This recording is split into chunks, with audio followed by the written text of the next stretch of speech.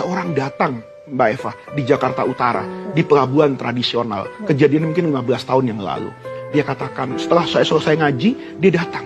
Dia nggak mau ada orang dengar. Pak Faiz, saya mau betul-betul tanya sama Bapak. Kenapa? Begini Pak, saya nggak puasa. Kaget saya.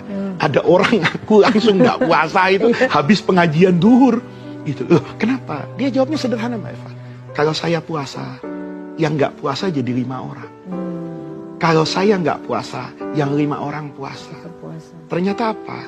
Dia hanya kuli panggul di pelabuhan tradisional yang mengangkat beban semen, Mbak Eva, ke kapal kayu hanya menggunakan kayu saja, bukan tangga.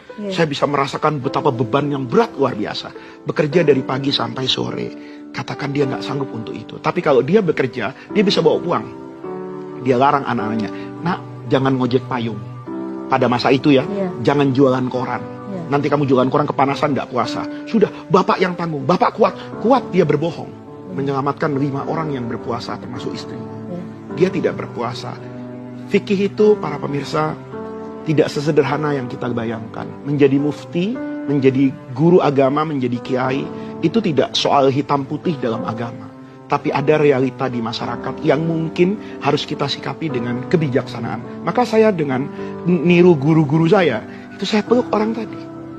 Saya merasa hari itu ditempeleng oleh Allah.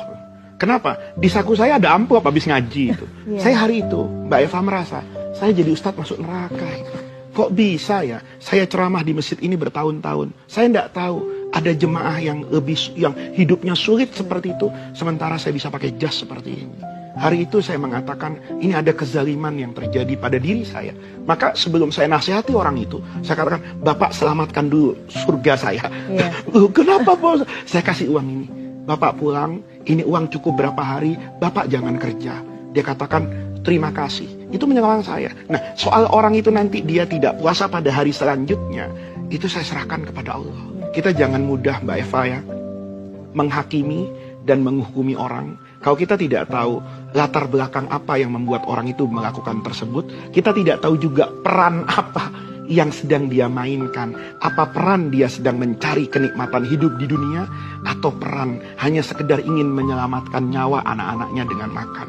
Saya cukup sering, Mbak Eva, tidak mau menjawab pertanyaan seperti ini. Apa hukumnya pedagang kecil yang berdagang di bulan Ramadan? Saya lebih senang, Mbak Eva, membahas apa hukumnya orang kaya yang hanya merasa kewajiban hidupnya itu zakat saja. Dia sudah bayar zakat, tapi ada orang seperti itu. Dia diamkan, apa nanti tidak ada pertanggungjawaban secara kolektif di hadapan Allah?